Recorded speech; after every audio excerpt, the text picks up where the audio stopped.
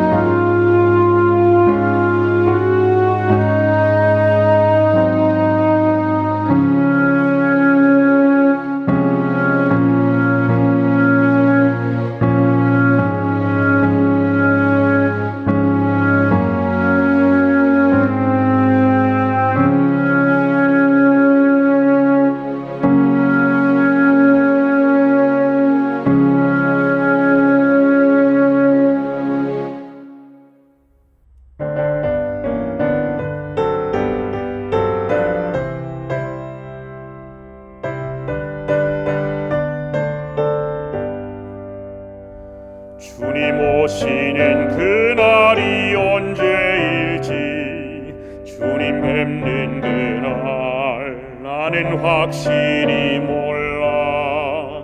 지금 주님은 하늘 위 지성소에서 내 죄 위에 중보하네.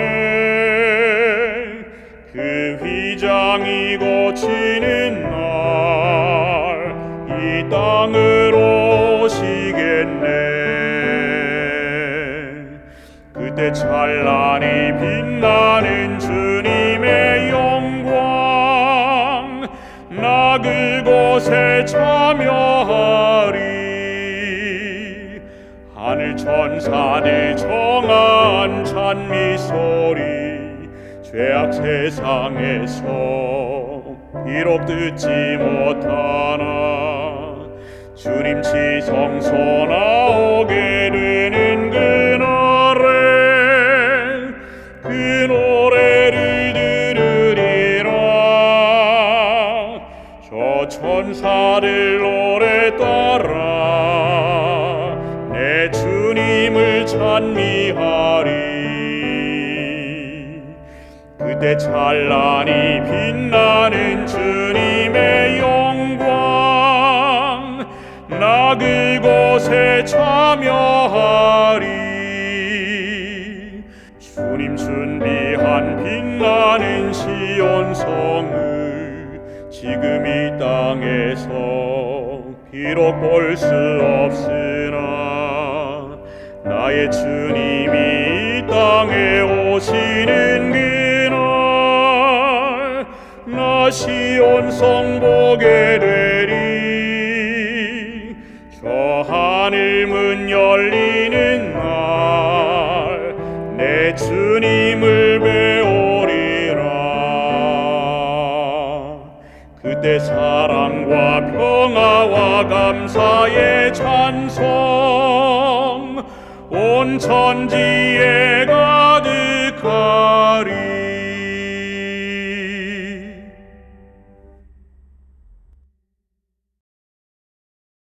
하늘에 계시는 거룩하신 아버지 하나님, 저희들에게 오늘 귀한 안식일 허락해 주시고 일주일 동안 찌든 삶에서 벗어나 주님 앞에 무릎을 꿇을 수 있도록 인도하여 주셔서 감사합니다. 아버지 하나님,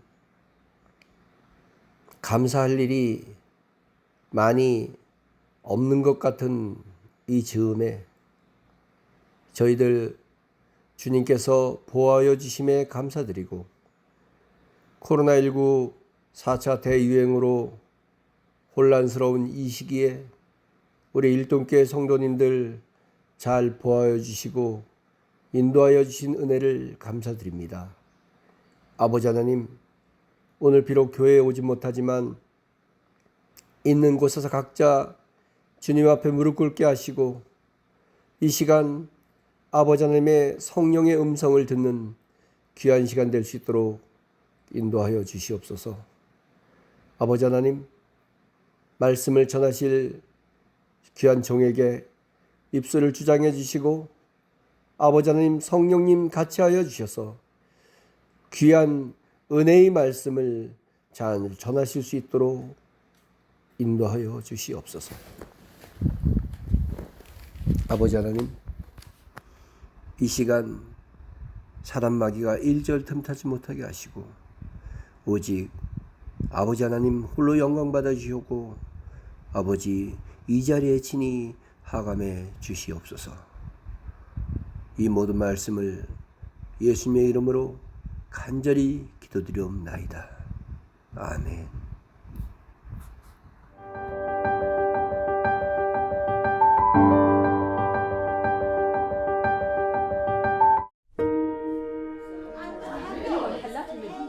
일요일 아침 이곳 채토누가 근처의 작은 읍내에서 손가방 파티가 열리고 있습니다. 우리는 바느질 평화협회의 회원들입니다. 암파, 즉 재림교회 무슬림 친선교류협회에 소속된 지역 단체죠. 지난번에는 한 회원 댁에서 손가방 파티를 개최했어요. 그분이 다니는 교회 분들을 초대해서 소박한 파티를 열고 또 손가방도 전시했어요. 우리 손가방은 디자인이 다양해요. 똑같은 가방이 하나도 없죠. 세상에 단 하나밖에 없는 가방을 살 수 있는 아주 좋은 기회랍니다. 가방 안에 부착된 꼬리표를 보시면 이 가방은 난민들의 수작업으로 만들어졌다는 설명과 암파에 대한 소개가 적혀 있습니다. 구매자들에게 난민을 위해 기도해 주시도록 요청하고 있어요. 행사를 마치고 모나는 달린과 함께 남은 가방들을 정리합니다. 11살에 이곳에 온 난민 출신 여성인 모나는 남파의 인원이자 손가방 디자이너로 봉사하고 있습니다. 오늘 많은 가방을 팔았어요. 그만큼 많은 손님들과 교제를 나눌 수 있었죠. 다음번 파티가 정말 기다려집니다. 다음 달에는 저희 집에서 개최할지도 모르겠어요.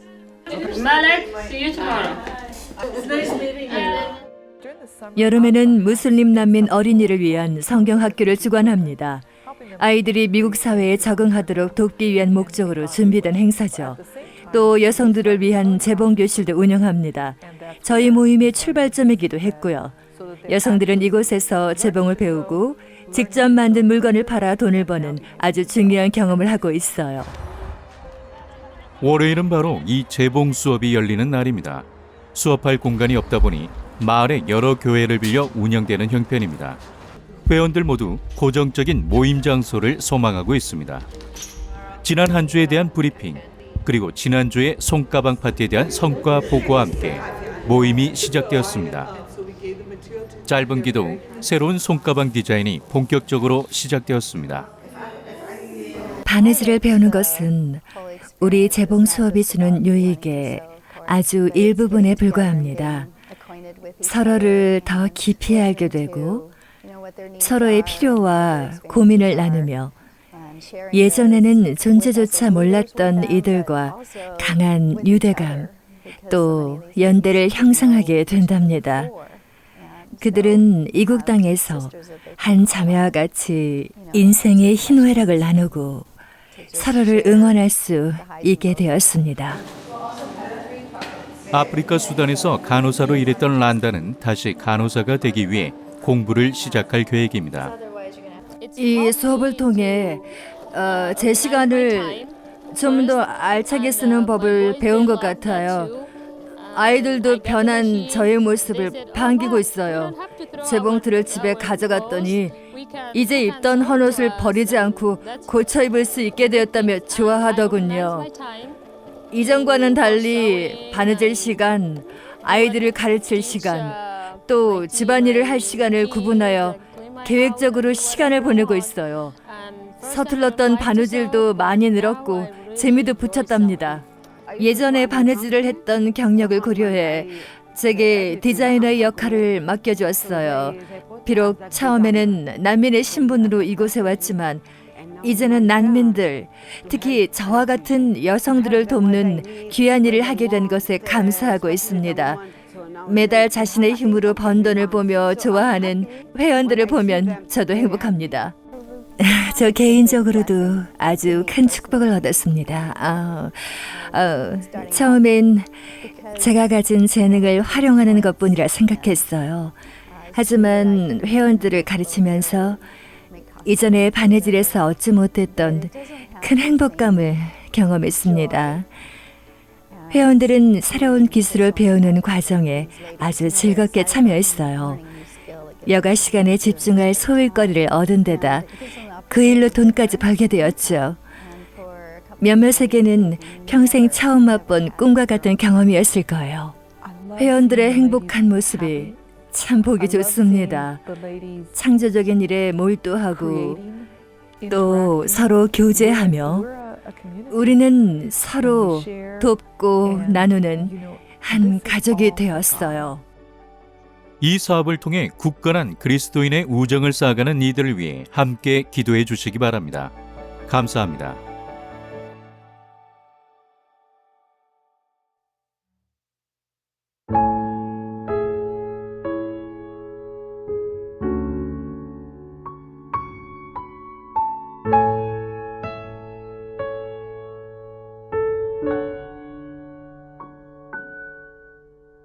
고달픈 삶의 은혜도 무뎌지고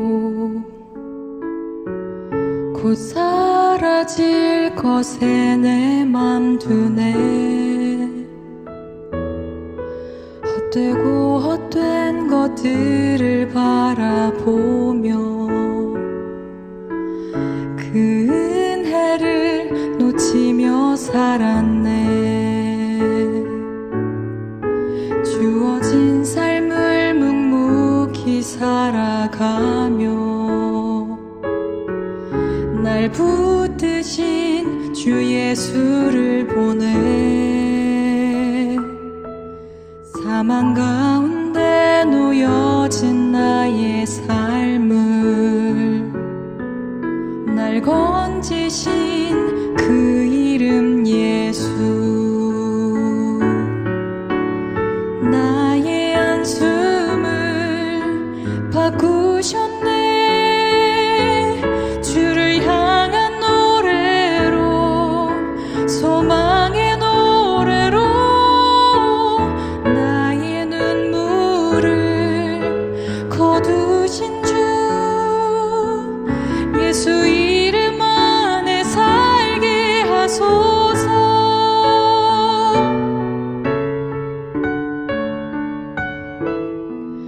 주어진 삶을 묵묵히 살아가며 날 붙드신 주 예수를 보내. 사망 가운데 놓여진 나의 삶을 날 건지신 그 이름 예수. 나의 한숨을 바꾸셨네. 주를 향한 노래로, 소망의 노래로 나의 눈물을 거두신 주 예수 이름 안에 살게 하소서. 나의 한숨을 바꾸셨네. 주를 향한 노래로, 소망의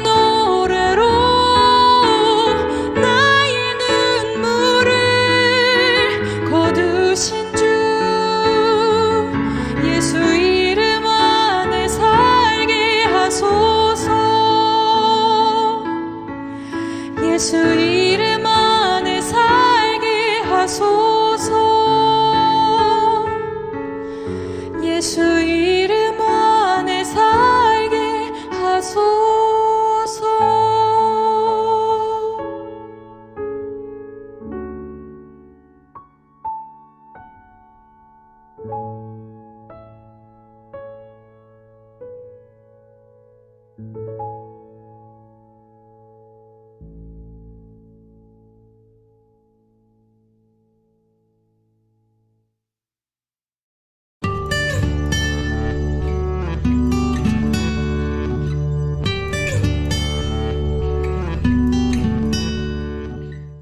다 같이 하나님의 말씀 베드로전서 4장 12절부터 13절을 보시겠습니다. 사랑하는 자들아, 너희를 연단하려고 오는 불시험을 이상한 일 당하는 것 같이 이상히 여기지 말고 오히려 너희가 그리스도의 고난에 참여하는 것으로 즐거워하라. 이는 그의 영광을 나타내실 때에 너희로 즐거워하고 기뻐하게 하려 함이라. 또다시 비대면 예배가 진행될 수밖에 없는 상황이 찾아왔습니다. 다시 이런 시간이 오지 않기를 간절히 기도했지만 정말 코로나19는 끈질긴 것 같습니다. 부디 비대면 예배 기간이 속히 맞춰질 수 있도록 모두 함께 마음을 모아 간절히 기도해 주시기를 부탁드립니다. 지금 들으시는 곡은 베토벤이 작곡한 교향곡 제9번 합창입니다. 베토벤은 위대한 작곡가이지만 젊을 때 너무 빠른 시련이 찾아온 비운의 작곡가이기도 합니다. 베토벤은 26살에 귓병을 앓기 시작했습니다. 그리고 30살 즈음에는 소리를 거의 듣지 못하게 됐습니다. 작곡가에게 귀는 생명과도 같은 존재입니다. 때문에 작곡가가 소리를 들을 수 없다는 건 치명적인 고통입니다. 더 이상 작곡을 할 수 없다는 의미이기 때문입니다. 많은 사람들은 베토벤이 소리를 듣지 못한다는 이야기를 듣고서 이제 베토벤의 시대는 끝났다고 말했습니다. 베토벤 스스로도 자신이 처한 상황을 죽음에 비유할 정도였습니다. 하지만 그런 상황 속에서도 베토벤은 포기하지 않았습니다. 자신의 심장을 울리는 작은 떨림에 집중하기 시작했습니다. 베토벤은 막대기 한쪽 끝을 피아노 위에 닿게 하고 다른 한쪽 끝을 입에 물었습니다. 그리고 치아로 전해지는 피아노의 진동으로 곡을 써내려가기 시작했습니다. 그렇게 해서 지금 우리가 듣고 있는 제9번 교향곡 합창이 탄생하게 된 것입니다. 1824년 오스트리아 빈에서 합창이 처음 연주됐을 때 일입니다. 연주가 끝나고 베토벤은 고요한 무대 한가운데에서 고개를 숙인 채 서 있었습니다. 자신이 작곡한 곡이 도대체 어떤 화음을 만들어냈는지 베토벤 스스로는 들을 수 없었기 때문입니다. 그때 연주자 한 명이 다가와서 베토벤의 어깨를 돌려 관객들을 바라보게 했습니다. 베토벤이 관객들을 바라보자 그곳에는 기쁨과 환희의 눈물을 흘리면서 기립 박수를 치고 있는 관객들의 모습이 보였습니다. 들을 수 없는 장애를 극복하고 교향곡을 완성해낸 베토벤을 향한 경의의 표시였습니다. 이 세상에 고난을 좋아하는 사람은 아마 없을 것입니다. 가급적이면 피하고 싶은 것이 고난입니다. 때문에 우리는 내가 힘들고 어려울 때 왜 나에게 이런 시련이 찾아오는지 모르겠다 생각하게 됩니다. 때때로 주님, 꼭 이런 방법을 사용하셔야 하나요? 의문이 들 때도 있습니다. 아시는 분들은 아시는 것처럼 저는 군대에서 허리를 다쳐서 4개월 만에 전역을 했습니다. 처음에는요, 일찍 제대한다는 사실만으로도 정말 좋았습니다. 그런데 시간이 지나면 지날수록 너무 불편한 겁니다. 저는 매일 아침에 일어나서 40분 정도 스트레칭을 해야만 합니다. 그렇게 하지 않으면 허리 통증이 너무 심해지기 때문입니다. 그래서 다른 사람들보다 적어도 50분은 먼저 일어나야 다른 사람들과 똑같은 시간에 활동을 시작할 수 있습니다. 학생 때는 별로 상관이 없었는데요. 목회에 나와 보니까 이게 정말 어려운 일이라는 것을 알게 됐습니다. 특히 새벽 기도에 나가려면 남들보다 50분은 더 일찍 일어나야 되니까 그게 굉장히 어렵고 힘들더라고요. 피곤하기도 더 피곤하고요. 차라리 수술을 해서 며칠 아니면 몇 달 고생하고 좋아지면 다행인데 의사 말로는요, 수술해서 낫는 것도 아니랍니다. 언제 완치될지도 모르고 어쩌면 평생을 이렇게 살아야 될 수도 있다고 했습니다. 그래서 저는 부끄럽지만 가끔씩 하나님께 이렇게 물어봅니다. 하나님, 꼭 이렇게 하셔야만 하셨습니까? 멀쩡하게 아무렇지 않게 살아가는 다른 사람들을 보면 너무 부럽습니다. 나도 멀쩡하게 생활할 때가 있었는데 혼자서 현실을 원망할 때도 있었습니다. 그러나 그때마다 하나님께서 제게 하신 말씀은 바로 이것이었습니다. 내 은혜가 내게 족하도다. 이는 내 능력이 약한 데서 온전하여짐이라. 사도 바울은요, 원래 두 눈이 멀쩡했던 사람입니다. 그러나 다메섹으로 가던 중에 예수님을 만나고 그때부터 시력이 급속하게 저하되어 평생을 안질로 고생했다고 학자들은 이야기합니다. 안질이 어떤 병인지 아시나요?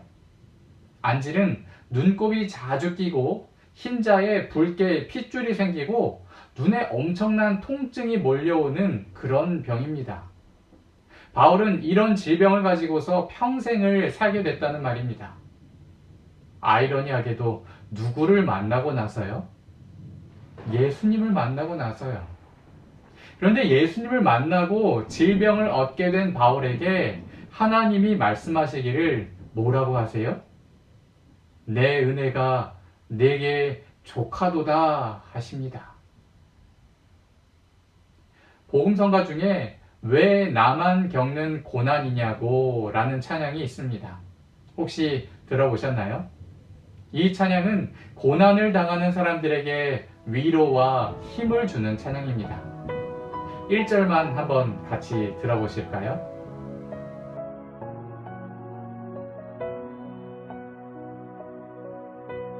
왜 나만 겪는 고난이냐고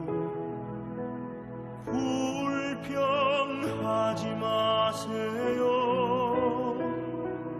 고난의 뒤편에 있는 주님이 주실 축복 미리 보면서 감사하세요. 너무 견디기 힘든 지금 이 순간에도 주님이 일하고 계시잖아요. 남들은 지쳐 앉아 있을지라도 당신만은 일어서세요. 힘을 내세요. 힘을 내세요. 주님이 손잡고 계시잖아요. 주님이 나와 함께함을 믿는다면 어떤 역경도 이길 수 있잖아요. 이 찬양의 가사처럼 혹시 힘들고 어려운 상황에 처해 있을지라도 주님이 나와 함께 하심을 믿고 주님의 손을 붙잡고 일어서는 저와 여러분이 되시기를 간절히 기도합니다. 계시록 2장 10절에서 예수님은 이렇게 말씀하십니다. 너는 장차 받을 고난을 두려워하지 말라. 예수님은 서머나 교회에게 앞으로 있을 고난을 두려워하지 말라고 하십니다. 이 말씀은 오늘 우리에게도 동일하게 주시는 말씀입니다. 뭐라고요? 너는 장차 받을 고난을 두려워하지 말라. 성경을 읽어보면 고난을 피하게 해주시겠다는 말씀은 별로 없습니다. 오히려 너가 앞으로 고난을 받게 될 것인데 고난을 받는다고 두려워하지 말아라. 내가 반드시 너와 함께 할 것이다. 라는 말씀이 많이 나오는 걸 보게 됩니다. 그래서 베드로도 이렇게 말하는지 모르겠습니다. 사랑하는 자들아, 너희를 연단하려고 오는 불시험을 이상한 일 당하는 것 같이 이상히 여기지 말고. 베드로는 고난과 시련에 대해 이야기하기 전에 먼저 고난과 핍박으로 고통당하고 있는 그리스도인들에게 사랑하는 자들아 라며 위로의 말을 건넵니다. 베드로는 이 편지를 아무렇게나 대충 신앙하는 사람들에게 쓴 게 아닙니다. 정말 신실하게 신앙생활을 하기 때문에 그리스도인이라는 이유로 고난과 핍박을 당하는 사람들에게 쓴 편지입니다. 베드로는 고난당하는 그리스도인들의 모습을 보면서 또 그들의 소식을 들으면서 참 마음이 많이 아팠을 겁니다. 베드로는 그들을 진심으로 사랑하는 마음으로 펜을 들었습니다. 베드로는 고난과 시련을 당하는 그리스도인들에게 이렇게 말합니다. 불시험을 이상하게 여기지 말아라. 그리스도인들에게 고난과 시련이 찾아오는 건 전혀 이상한 일이 아니라는 겁니다. 그런데 베드로가 여기서 무슨 시험이라고 하죠? 불시험이라고 했습니다. 이 말을 원어로 보면 불에 타는 고통을 뜻하는 단어입니다. 실제로 당시의 그리스도인들은요, 불에 타는 고통을 당하고 있었습니다. 산채로 이 꼬챙이에 꽂혀가지고 타르에 깊이 담가진 다음에 네로 황제의 정원을 밝히는 등불로 사용됐단 말입니다. 우리가 생각하는 고난과 시련보다 훨씬 더 극심한 고통이었다는 말이죠. 그런데 베드로는 그런 불에 타는 고난을 당하는 것조차도 결코 이상하게 생각하지 말라고 이야기하고 있습니다. 우리는 고난과 시련을 당할 때 이렇게 이야기합니다. 하나님께서 우리를 정금같이 만들어 주시려고 잠깐의 고난을 허락하시는 거예요. 하나님께서 나를 연단하셔서 사용하시려는 겁니다. 그런데요, 말은 이렇게 하고 내가 당하는 고난과 시련을 나름대로 좋게 해석해 보려고 하지만 대부분의 경우에는요, 정확한 이유를 알지 못한 채 고난의 시기를 통과할 때가 너무나 많습니다. 욥도 마찬가지였잖아요. 욥은 자기가 왜 고난을 당하는지 영문도 모르고 당했습니다. 이 왼수 같은 친구들은 옆에서 계속 너가 죄를 많이 지어서 그런 거야 라면서 염장을 지릅니다. 결국 하나님께서 욥을 회복시키시고 2배의 복을 주셨다는 사실은 우리가 이미 잘 알고 있습니다. 하지만 욥기를 읽는 내내 하나님께서 욥에게 고난과 시련을 피할 길을 알려주시는 장면은 단 한 장면도 나오지 않습니다. 다니엘서 3장에는요, 그 유명한 풀무불 사건이 나옵니다. 우리는 기대하기를 다니엘의 세 친구들이 풀무불 속에 던져질 위험에 처했을 때 하나님께서 그들을 보호해 주시리라 생각하게 됩니다. 이런 생각은요, 나 자신에게도 똑같이 적용됩니다. 내가 어떤 어려움에 처하기 전에, 내가 바닥을 치기 전에 하나님께서 나를 그 고난과 어려움에서 미리 건져내 주시리라 생각하고 기대한다는 겁니다. 그러나 하나님은 그렇게 하지 않으십니다. 다니엘의 세 친구는 결국 어디에 들어갔어요? 풀무불에 들어갔잖아요. 하나님은요, 다니엘의 세 친구로 하여금 이 풀무불의 고난을 피하도록 하지 않으셨습니다. 그런데 정말 놀라운 사실은요. 그 풀무불 속에 누가 함께 계셨어요? 왕이 또 말하여 이르되 내가 보니 결박되지 아니한 네 사람이 불 가운데로 다니는데 상하지도 아니하였고 그 넷째의 모양은 신들의 아들과 같도다 하고 분명히 세 사람을 던져 넣었는데 느부갓네살이 본 사람은 몇 명이었어요? 4명이었습니다. 풀무불 속에 던져진 다니엘의 세 친구와 함께 누가 그 자리에 계셨어요?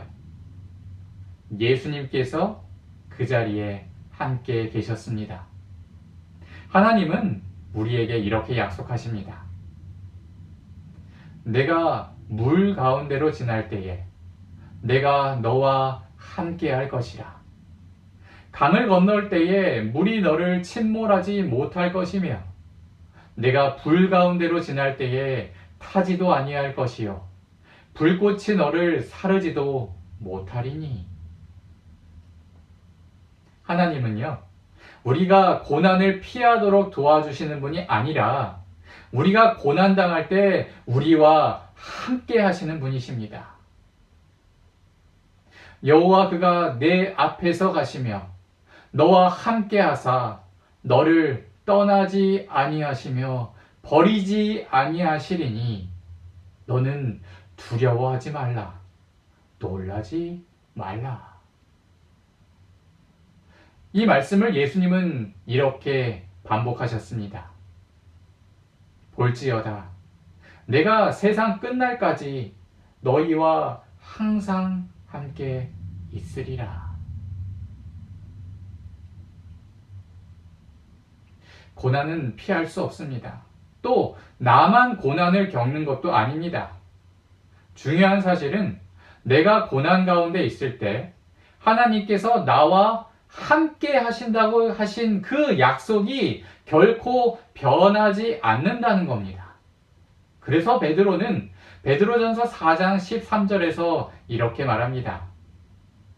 오히려 너희가 그리스도의 고난에 참여하는 것으로 즐거워하라. 이는 그의 영광을 나타내실 때에 너희로 즐거워하고 기뻐하게 하려 함이라.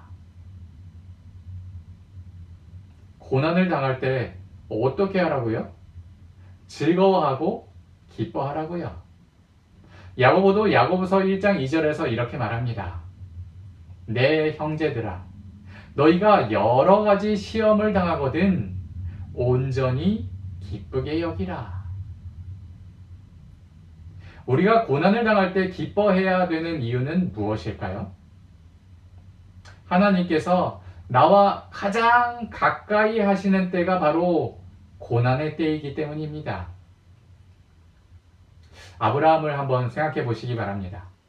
아브라함은요, 이 세상의 그 누구보다 극심한 고통의 시간을 보냈습니다. 몇 년 만에 얻은 아들이었어요? 무려 100년 만에 얻은 아들을 제물로 바치라는 말씀을 들었잖아요. 모리아산으로 가는 이 3일의 여정 동안 아브라함은 수십 번의 갈등과 씨름해야 했습니다.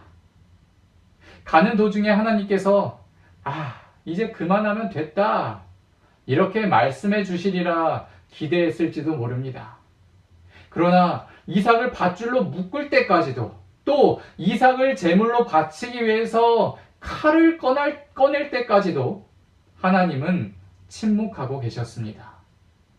그런데 칼을 들어서 이삭의 심장을 찌르려고 하는 바로 그 순간에 하늘에서 음성이 들립니다. 아브라함아, 아브라함아, 그 아이에게 내 손을 대지 말아라. 아브라함이 가장 극심한 고통 중에 있을 때, 아브라함이 나 혼자라고 느끼는 바로 그 순간에 사실은 하나님께서 아브라함과 가장 가까이에 계셨습니다.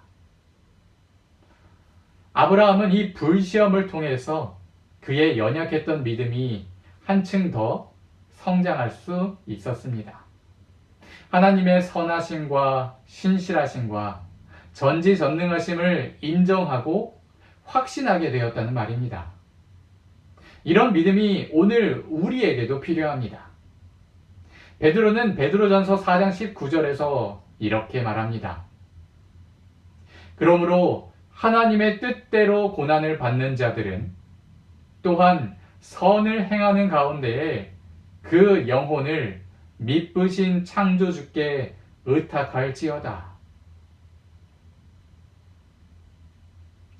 베드로는 고난을 당하는 그리스도인들에게 미쁘신 창조주께 영혼을 뭐하라고요? 의탁하라고 권면합니다. 의탁한다는 게 무슨 말이죠? 모두 맡겨버리라는 겁니다. 아브라함이 그랬던 것처럼 모두 다 맡겨버리라는 겁니다. 여기에 나오는 의탁하다라는 말의 원어는요, 안전하게 보관하기 위해서 맡겨둔다라는 뜻을 가지고 있습니다. 우리 성도님들은 내가 가진 돈을 안전하게 보관하기 위해서 어떻게 하시나요? 집안에 어떤 금고 속에다가 그것들을 넣어 두시나요? 보통의 경우에는 내가 가진 돈을 안전하게 보관하기 위해서 은행에 가져가서 맡깁니다.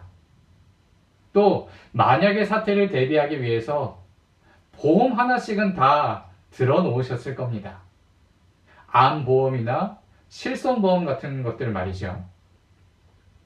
여기서 의탁한다 라는 말이 바로 이런 행위를 가리키는 말입니다.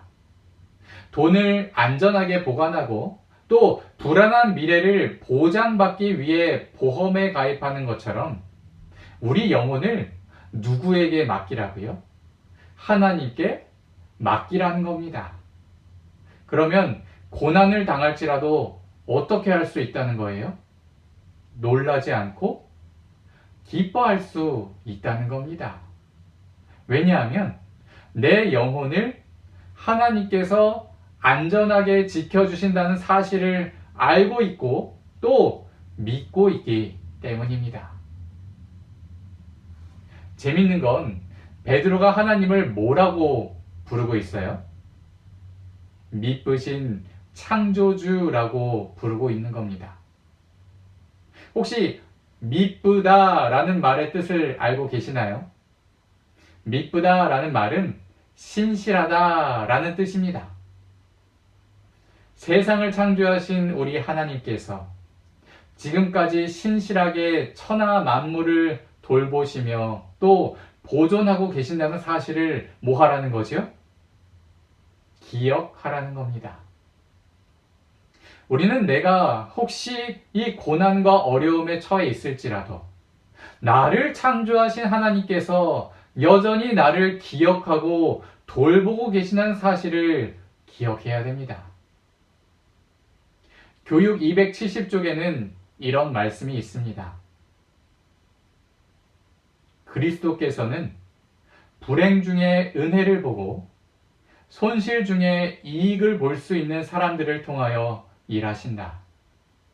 세상에 비치신 그리스도께서 지나가실 때에 그들은 고난 중에 특권을, 혼란 중에 질서를, 분명한 실패에서 성공을 찾아보게 될 것이다. 재난은 변장된 축복으로, 저주는 변장된 자비로 보일 것이다. 고난 중에 있을 때 믿음으로 모두 우리 하나님께 맡길 수 있는 저와 여러분이 되시기를 간절히 기도합니다. 우리가 모든 걸 하나님께 맡기게 될 때 비로소 우리는 고난 속에 숨겨진 하나님의 축복과 자비를 볼 수 있게 될 것입니다. 리나 산델이라는 사람을 아시나요? 그녀는 1832년에 스웨덴에서 태어났습니다. 아버지를 너무나 사랑했고 아버지와 함께 사역하고 있었습니다. 그런데 리나가 26살 때 아버지가 돌아가시고 맙니다. 아버지와 함께 사역지로 향하는 배 위에서 창조주 하나님께서 만드신 아름다운 천연계를 감상하고 있을 때였습니다. 그런데 갑자기 배가 기우뚱기우뚱 하더니 아버지가 물속에 빠지고 말았습니다. 리나는 아버지를 구하기 위해서 할 수 있는 모든 일을 했지만 결국 아버지는 리나의 눈앞에서 익사하고 말았습니다. 그 일 이후로 슬픔 가운데 빠져있던 리나가 하나님의 은혜를 발견하게 되고 이런 찬양의 가사를 썼습니다. 그 가사의 내용은 이렇습니다. 날마다 숨 쉬는 순간마다 내 앞에 어려운 일 보내. 주님 앞에 이 몸을 맡길 때 슬픔 없네, 두려움 없네. 주님의 그 자비로운 손길 항상 좋은 것 주시도다. 사랑스레 아픔과 기쁨을 수고와 평화와 안식을. 여기서 말하는 내 앞에 어려운 일은 아마도 아버지가 자기 눈 앞에서 물에 빠져 죽는 바로 그 순간이 아니었을까 생각됩니다. 그런 충격적인 사건을 겪은 후에 주님께 모든 것을 맡긴 리나는 슬픔 대신에 기쁨을, 두려움 대신에 평화와 안식을 맛보게 되었습니다. 이 찬양의 가사가 오늘 우리의 찬미가에는 매일 매 순간을 살아갈 때로 번역되어 있습니다. 매일 매 순간을 살아갈 때 우리는 고난과 시련을 결코 피할 수 없습니다. 하나님께서도 고난과 시련을 피할 길을 우리에게 가르쳐 주시지 않습니다. 오히려 우리에게 고난과 시련을 허락하시고 그 가운데에 우리와 함께 하시는 분이 하나님이십니다. 하나님이 우리와 함께 하십니다. 임마누엘의 하나님께서 언제 어디서나 어떤 순간에라도 우리와 항상 함께하고 계십니다. 이 사실을 기억하고 하나님께서 주시는 소망으로 고난 중에 새 힘을 얻는 우리 모두가 되기를 간절히 기도합니다. 지금까지 여러분은 어떤 고난과 시련으로 힘들고 아프셨나요? 사랑하는 가족을 잃었을 수도 있고, 금전적인 문제로 고통당했을 수도 있고, 또 신앙이 흔들리는 경험을 하셨을 수도 있습니다. 최근에는 코로나19로 인해서 여러 가지 어려움을 겪고 계실지도 모르겠습니다. 지금까지 정말 수고 많이 하셨습니다. 그 고난과 시련 속에서도 신앙을 포기하지 않고 끝까지 하나님 안에 남아있기로 결심하셨음에 감사드립니다. 그런데요, 고난과 시련이 다 끝난 게 아닙니다. 재림의 그날까지 고난과 시련은 계속될 겁니다. 이제 또 어떤 고난과 시련이 우리를 기다리고 있을지 모릅니다. 어쩌면 지금까지 겪었던 일보다 더 힘들고 괴로운 일이 우리를 기다리고 있을 수도 있습니다. 그러나 세상 끝날까지 함께 하신다는 하나님의 약속을 믿고 모든 것을 하나님께 맡기시기 바랍니다. 미쁘신 하나님, 신실하신 하나님께 모든 것을 맡기고 날마다 매 순간마다 우리에게 쏟아 부으시는 하나님의 은혜를 경험하는 저와 여러분이 되기를 예수님의 이름으로 간절히 기도하며 말씀을 마치겠습니다.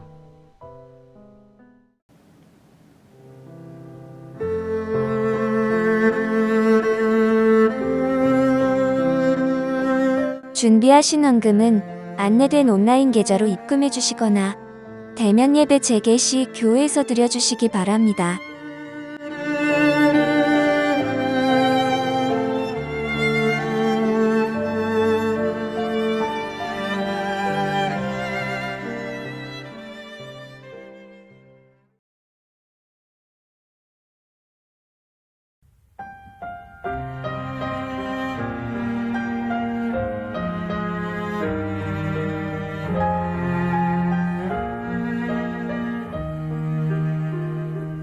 매일 매 순간을 살아갈 때 시련 속에 힘이 있다네.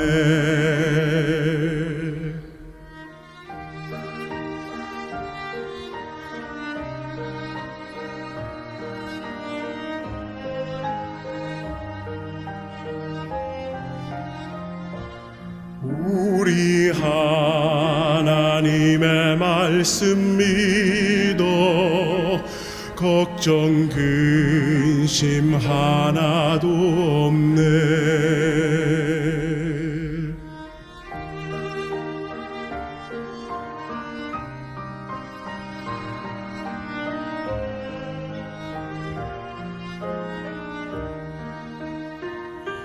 한량 없는 주의 자비하심 우리를 인도하여 주시네. 슬픔 있는 곳에 기쁨 주며 고통 중에 평화 주시네. 눈을 들어 산을 보아라. 너의 도움 어디서 오나. 천지 지으신 너를 만드신 여호와께로다.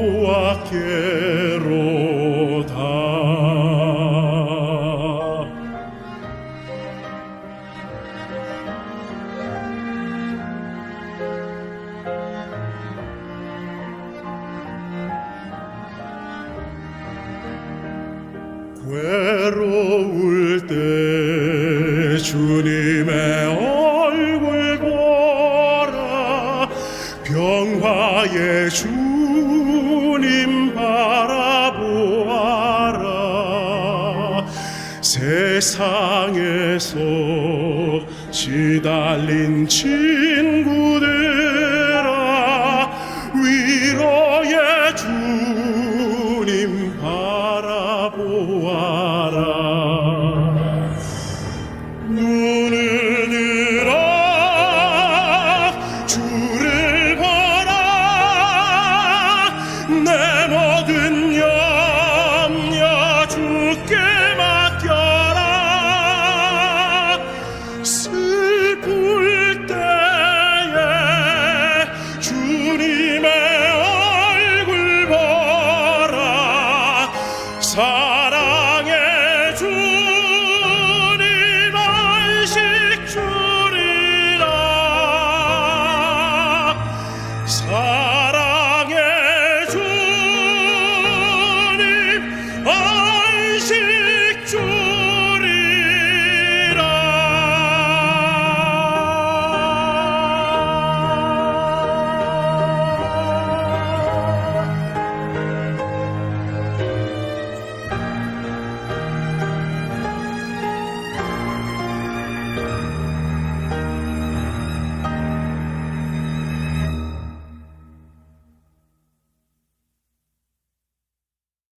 사랑이 많으신 아버지 하나님, 우리가 이 세상을 살아갈 때에 참으로 어렵고 힘들고 괴로움이 많습니다.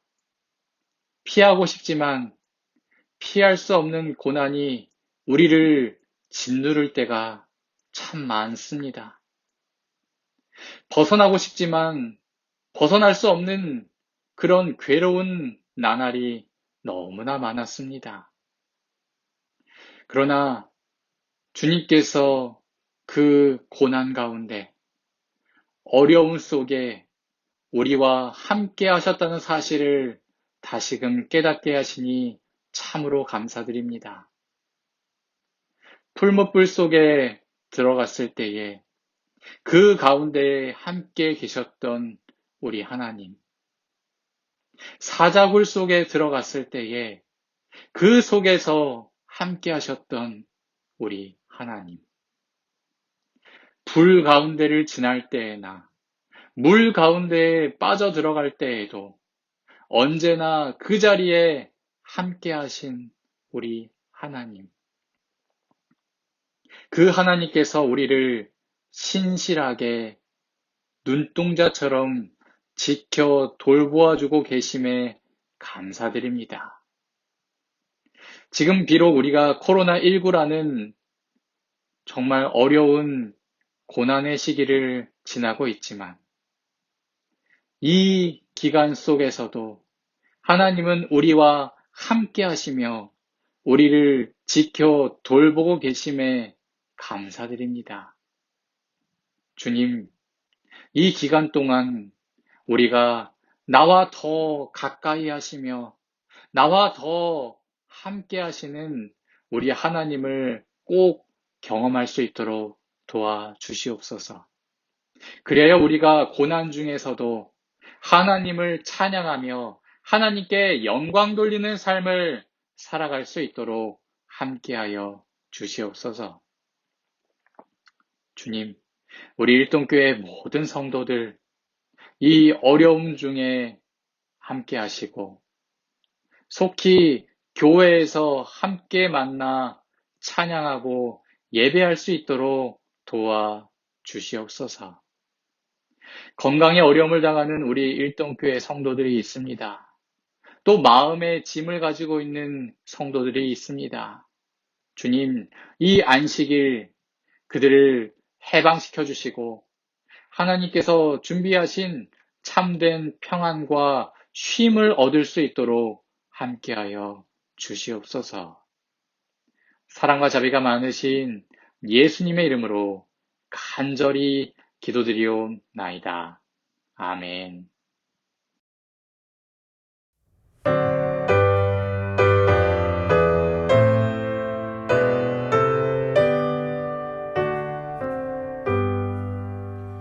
내 주님 오시리 확실히 오시리 내가 공중에서 주를 만나겠네 내 구주 예수 확실히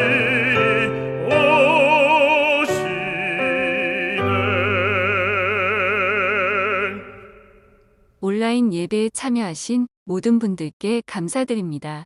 화요기도회는 재림마을 방송으로 드려주시기 바랍니다. 하나님과 동행하는 행복한 안식일 되세요.